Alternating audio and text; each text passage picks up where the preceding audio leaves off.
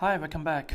In this lecture, I would like to talk about QFT, quantum Fourier transform, acting on real valued data. I also want to spend a little bit of time in talking about what is the computational cost of the QFT, especially compared to DFT and fast Fourier transform.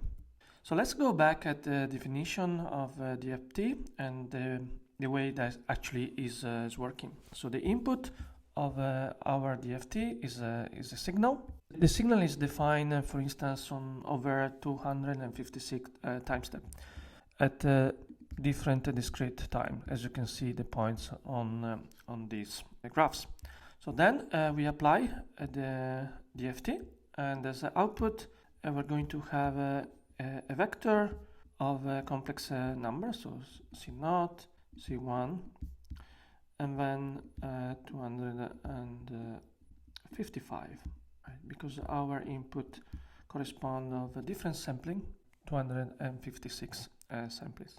So the magnitude of this complex number tell us how a given frequency contribute to making up our signal, and it's typically depicted in a plot like this. So the strength here is actually the amplitude of our complex number. So here we have different frequency on the x-axis and then the amplitude. And you see in this case we have two peaks. If we take this complex number, we also have the phase of the complex number, and these tell us how much these different frequencies offset each other in the input signal. That is the so-called phase. So the basic transformation that DFT does is to transform the signal from real time to the frequency space. In this case, since we complete 1, 2, 3, 4, 8 full oscillation within the sample time of 1 second, we expect to have a frequency of 8 Hertz. Right, so this is 8 over 1 second. And this is precisely what the DFT returns to us in the output register. So we will find here a peak on the 8 Hertz. But what about this one? Well, alongside with expected frequency at 8 Hertz, like this one, the DFT also produces a conspicuous, so a big second image peak in the frequency space at 248 Hertz. It turns out that the appearance of these mirror image peaks is a property of DFT acting on input that has a real signal. So in such a case, only the first half of the DFT results actually is useful. Everything else in the DFT after the point will be the mirror image of the first half. So here we can divide in part, and then we can disregard this part that is our mirror with respect to the first part. So we see that the second peak is actually placed symmetrically with respect to the Hertz, since we have 256 sample minus 8, that is the symmetry. This is placed at 248 Hertz. If we use a complex input signal, we wouldn't see this symmetric effect, these mirror peaks. Each of the 256 data points, in the case of complex input, would contain this distinct information, and therefore we don't have anymore these mirror peaks. So the same applies to QFT, and when we analyze the results of the QFT. In the previous QFT example, there was no such a symmetric effect. So we encoded in the relative phase this sinusoidal signal, and then we get just one frequency. So there is no mirror peak because of the nature of the input, that is complex value. So we only have a single peak in the output register that represent the frequency of our system. So whenever we do a DFT on real data, we also get these mirror images. In this case, we have a generic signal that basically consists of three main frequency that you can see that combine, they can create this generic signal, you see that the first frequency, so the low frequency, has the highest amplitude, and the other one, they have a smaller amplitude. So this plot is basically the amplitude of the complex number that corresponded to the output of the DFT, and then we have the phase information that tell us about the offset. So we saw in the previous example that we use a complex value as an input of our QFT. It turns out that we can also make an entirely real signal in our QFT register, so no complex or imaginary part.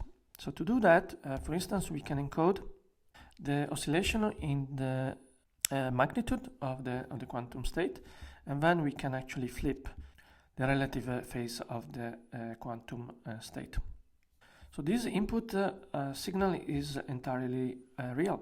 We have to remember that a phase of 180, like for instance in this case we have 180, is as the same as the negative sign of our real data. So it's a plus when the relative phase is going up, and then minus when it goes down. So we were able to encode a real valued input to our QFT using the magnitudes and the flip of the phase.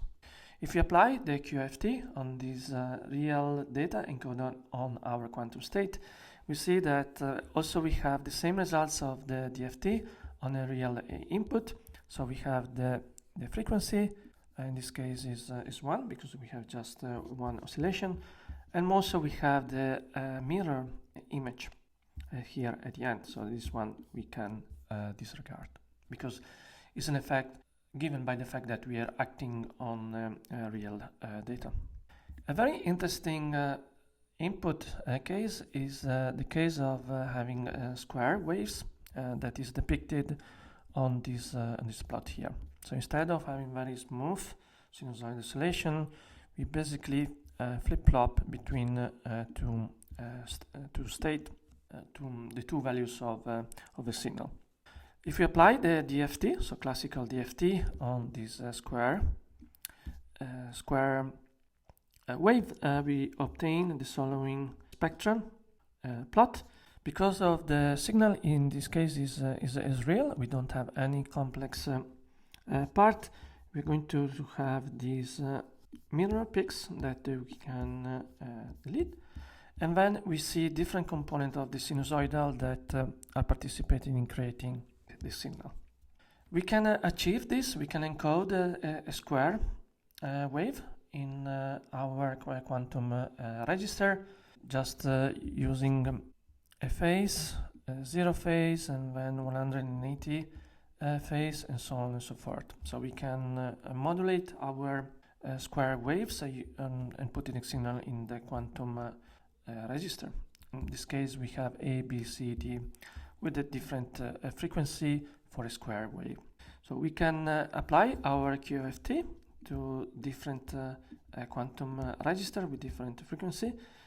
We note that we capture the frequency. Also, we capture the different amplitude of the DFT. You see here. You see we have a different amplitude, and also we capture the so-called mirror peaks. How do we use the quantum Fourier transform? It's important to remember that our motivation for using the QFT primitive is primarily to manipulate the phase-encoded computation results rather than providing a replacement for FFT. So in our case, we're going to use FFT in very important algorithms. The most important one is the Shor algorithms, but also in the phase estimation. However, it's quite nice to compare what is the computational complexity of the QFT, especially when compared to the FFT. It turns out that the QFT turns out to be far faster as for the complexity analysis than FFT. When we do complexity analysis, we are interested in how the Fourier transform algorithm runtime increases as we increase the size of our input signal. And for instance, we can use the total number of bits needed to represent the signal, and then we see how much the computation grows, increasing the number of bits. The FFT requires a number of operations that grows with the number of input bit as big O of n multiplied by 2 to the power of n. Right? So you know, for instance, that the FFT scales as n log n, where n is actually the size of the input. In this case, we can replace the n to the n, that is the number of a bit needed to represent the input. So if we have the scalability of FFT will be n log of 2 to the n, and this is basically this n goes here using the property of the logarithm. So this become n to the n, and then log 2 of 2, and this is equal to 1. So in this case, n is not the input size, but is the number of bits or qubits that are required. We can show that by using the quantum computing, and we can leverage that the two M states available in M qubit system. We'll find that the number of gates grows only as a big O of m squared. Right, so this is a big improvement. On the x-axis we have the number of qubits, and then we have the example runtime in second using the previous formula. We see that for roughly more than 23 qubits, the QFT becomes faster than the FFT. Pragmatically means that for a small signal of less than 22 bits, or about 40 million samples, so a huge input size, the conventional FFT will actually be faster, even using just for a laptop. On the opposite, when the input size is actually larger than 4 million samples, then the QFT will be much faster from this input size. So we talk about the QFT. There is also the inverse of the QFT. This is quite a nice operation that allows us to input the frequency and prepare a signal as an output. And so we can use the inverse of the QFT to easily prepare periodically varying register superposition. We see that the quantum circuit is basically the symmetric one with respect with QFT. So we start with a swap, and then we have a series of different rotation block, Hadamard and rotation block in a symmetric fashion. This the last slides and the lecture about QFT, and talk to you soon.